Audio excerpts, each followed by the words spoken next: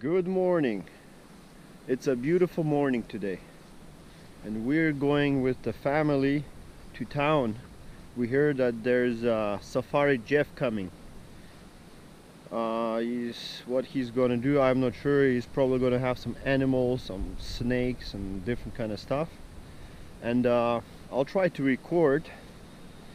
If cameras will be allowed there, I'll do some shots and I might post it. And yeah, check out Safari Jeff channel, because he's got a YouTube channel too. I've seen his videos, they're pretty cool. If you like animals and stuff, if you like nature, and enjoy the video. Good morning, everyone. Well, good morning and welcome to Animology. Great to see you guys this morning. Another great day for adventure here at Prairie Falls. Well, friends, the Animology program is a show designed to teach us all about the balance and harmony of nature and how animals coexist within their habitats and environments. And there's a whole lot to see, learn, and do here in the show as well. Would you guys like to see some animals today? Well, we'll do just that. And during today's program, an old friend of mine by the name of Dr. Evergreen will be joining us live on video from his nature expedition in Costa Rica. Should be pretty exciting. I've set up a camera over here so we can see you guys as well.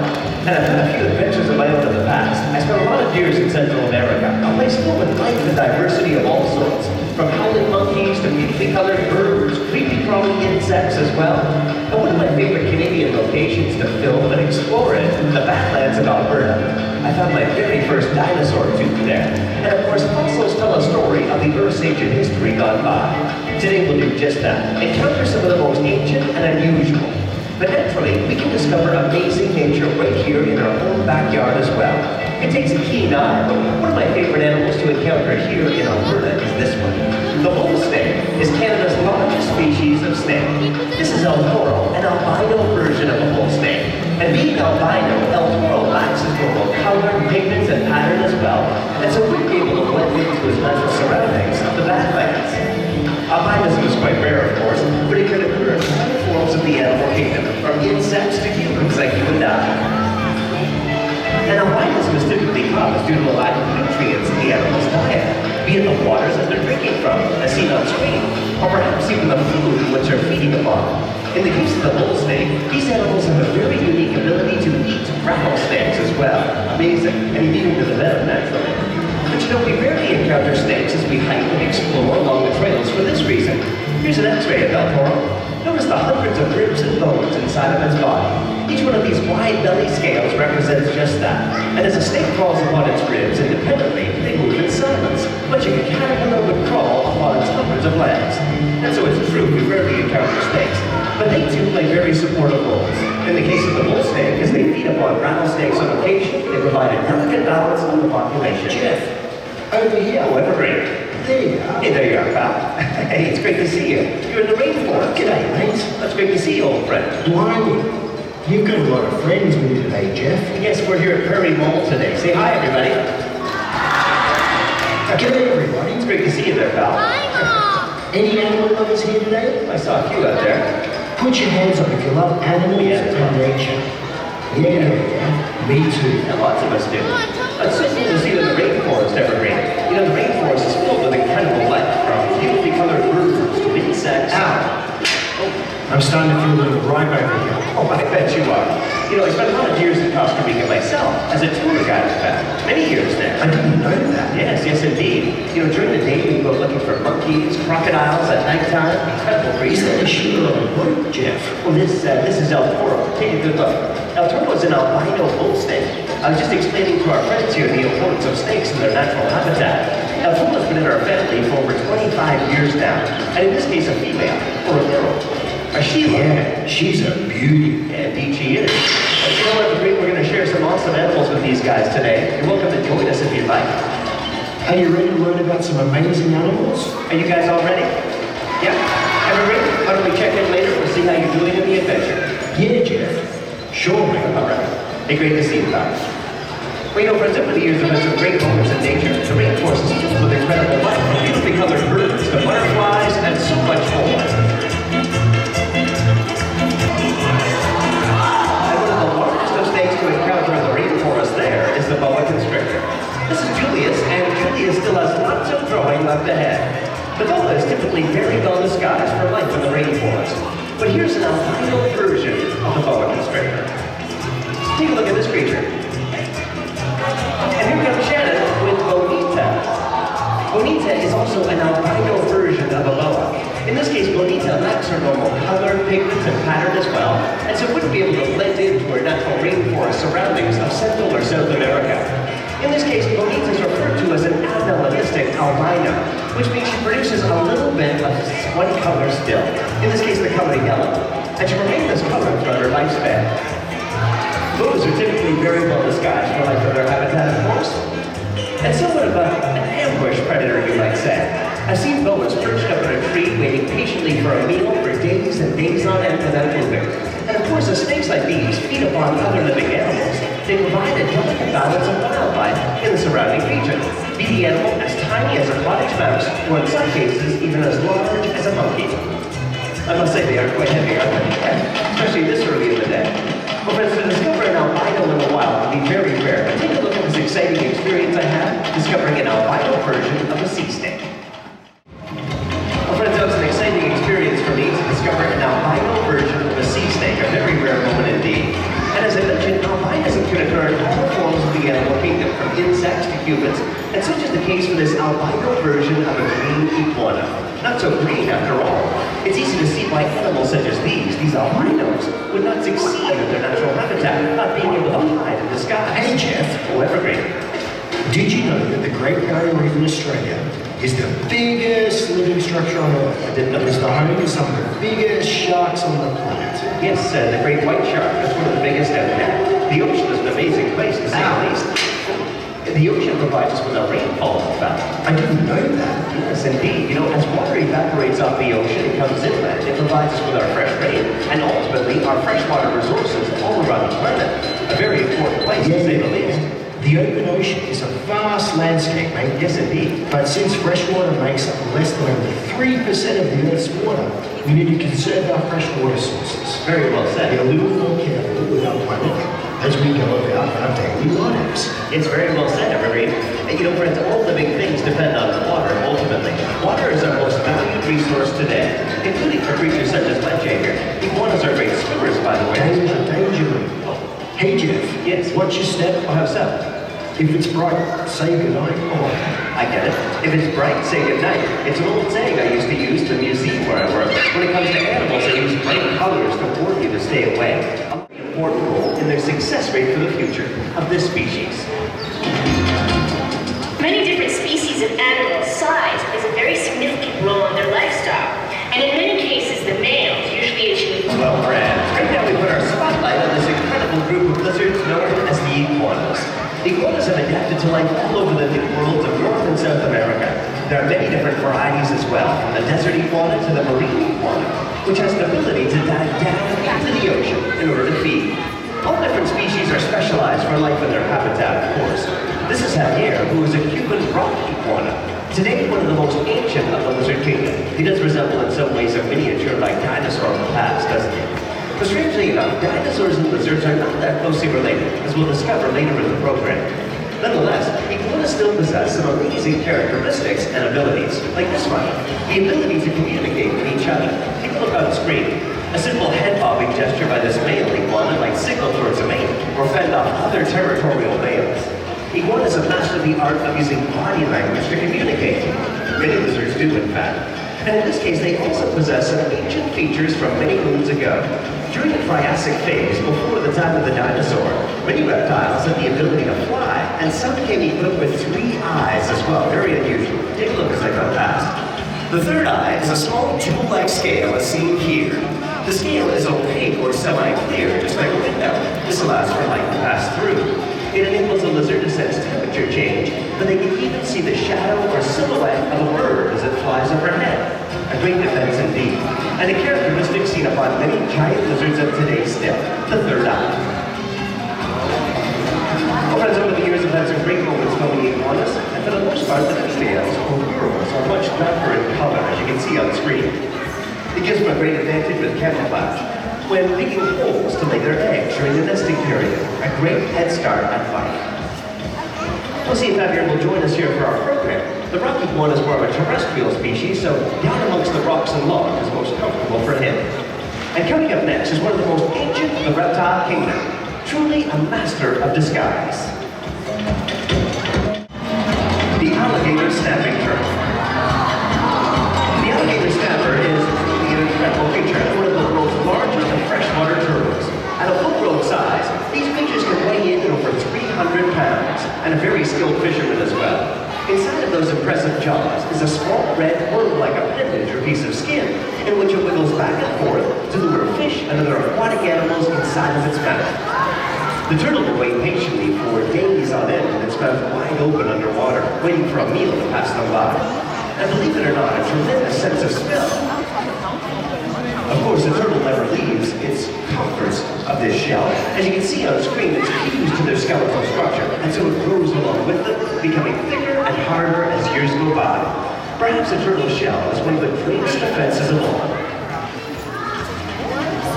Well, friends, as the baby snapping turtles hatch in the late summer months, they typically make their way to the bottom of a bog, lake, or river to prepare for hibernation in the case of our Canadian species. I was lucky enough to film this little guy underwater last year. And in this case, the turtle shell is still very soft. The baby turtles have a lot of predators at this size, many different species of fish, and even larger snapping turtles as well. However, it won't take long before they become this size, safe enough from just about any creatures which surround them. Little friends, animals come with many different amazing defenses. Right now we journey into the past in search of some of the most unusual of the animal kingdom in ancient times. Many super predators in the past. Well, friends, in time gone by, there's been many types of creature to grace their presence here on Earth, but not all were cut out for a lengthy existence or survival here. Such is the case for this one. Does anyone know what creature this might be? Yeah, shout it out loud. Yes, that's right, a saber-toothed cat or saber-toothed tiger is a term they're referred to by occasion. Nonetheless, many successful reptiles and amphibians today certainly consist of these. The crocodilian is certainly amongst the most successful of the animal kingdom. They've been around for many millions of years. And this is the skull of the Indian gharial, very reminiscent of ancient crocodiles that swam the ocean millions of years ago. Long, slender jaws makes them more agile for trapping fish and other aquatic creatures underwater, and very closely related to dinosaurs of the past and birds of today, as they all build nests, lay eggs, and protect their young as well. Even in the most ancient of times, the Mexican milk snake. The milk snake spends much of its life down below the Earth's surface, and somewhat of a nocturnal creature as well, only coming out under the cover of night, using colors and markings to fool you into believing that they may be venomous or poisonous. And of course he is not. The bands and markings also distract other creatures. It's difficult to say where the head begins and the tail ends. But in this case, certainly an unusual species of snake. The snakes have adapted to life in many landscapes, not only underground, but some in the water, like the sea snake we saw earlier. And many have taken their lifestyle high up into the treetops as well.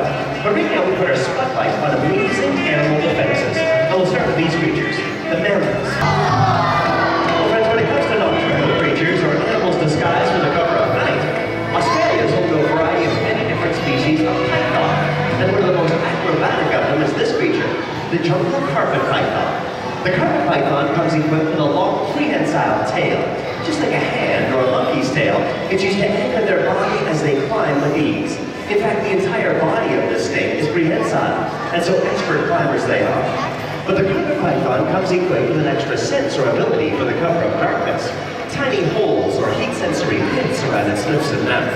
This enables the snake to see an infrared picture of you, or sense the warm blood flowing through an animal. A great advantage when catching its prey, perhaps a bird flying past quickly, or an arboreal creature running along the branch at nighttime. Arboreal animals have a very different blood flow from you and I as well. It makes them much more comfortable when climbing high up above on the forest floor. So we'll put Jafar here in a more comfortable place as well. And by the way, pythons are some of the most ancient of living snakes. Descendants of the lizards, they actually possess leg bones deep within their body, near the base of their tail, and seen only upon those and pythons of today. Well, friends, as I mentioned, snakes have taken to life in many landscapes. The arboreal types are some of the most acrobatic of all. Take a look at this one. Snakes have adapted to life in many landscapes, from oceans to trees. The cat-eyed snakes are nocturnal, preferring to gorge on frog eggs. are known for their vertically elliptical pupils, like those of cats, which they are able to open and contract to adjust to changing light conditions. Although they are not a danger to humans, these snakes do possess mildly venomous rear fangs.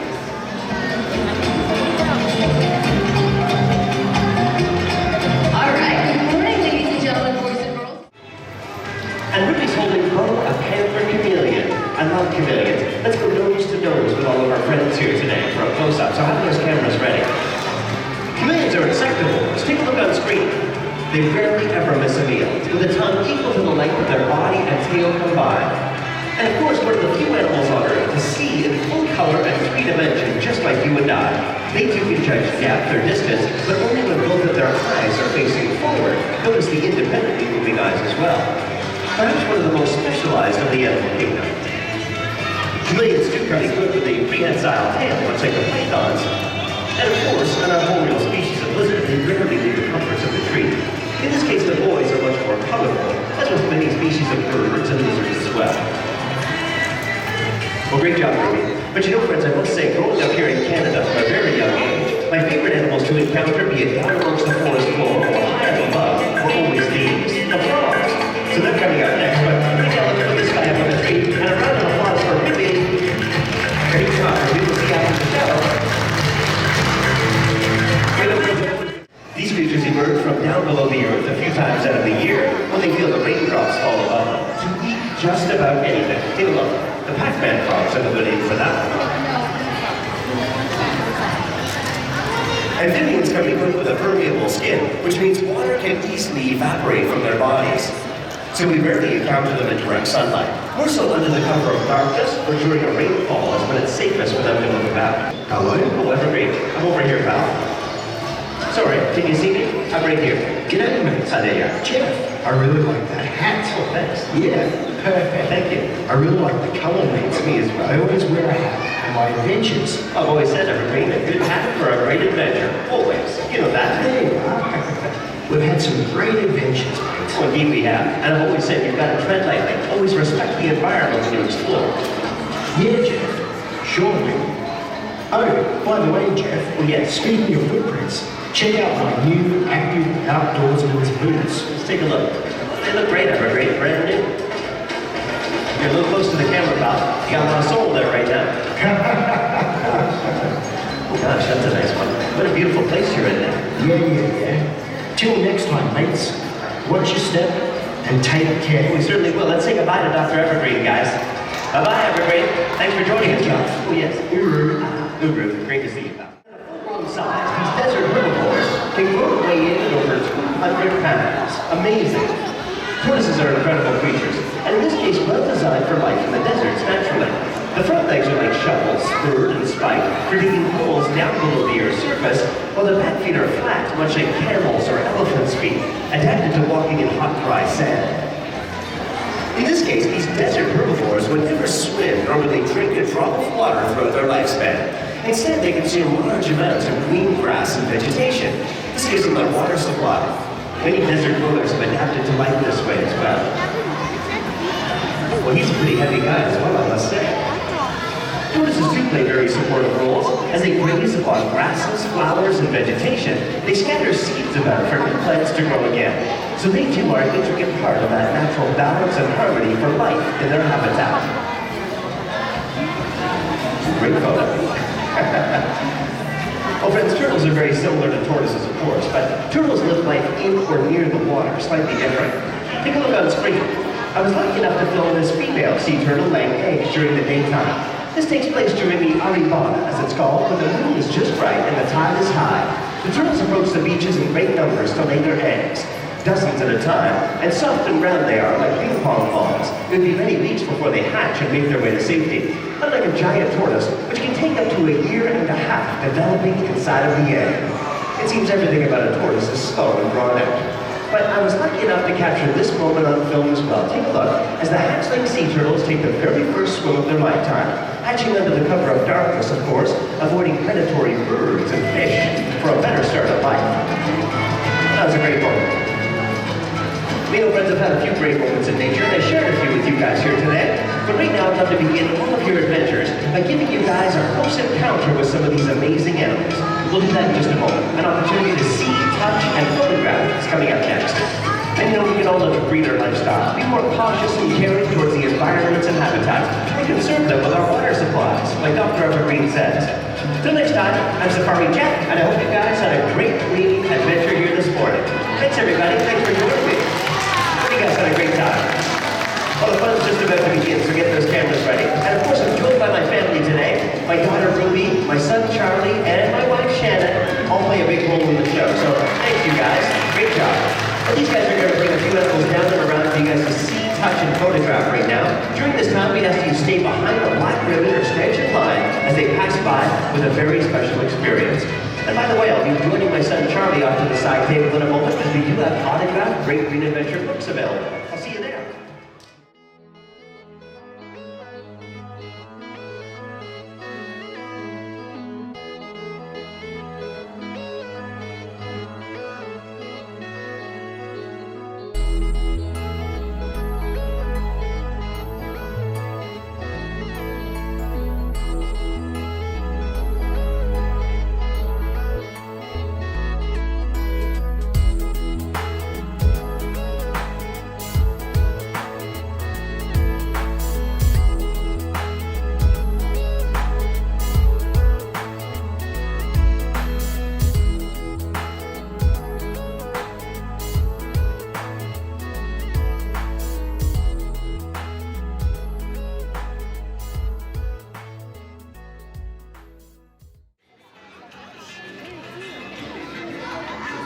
What's he feel like?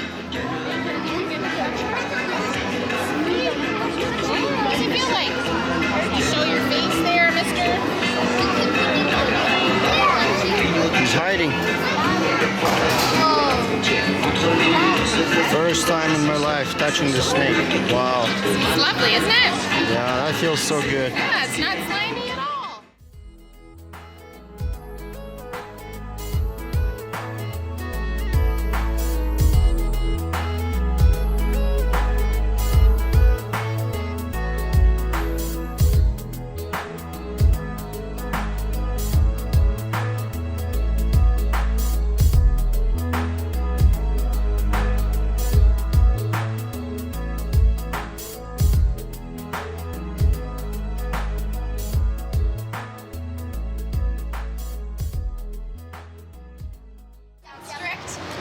So nice of him.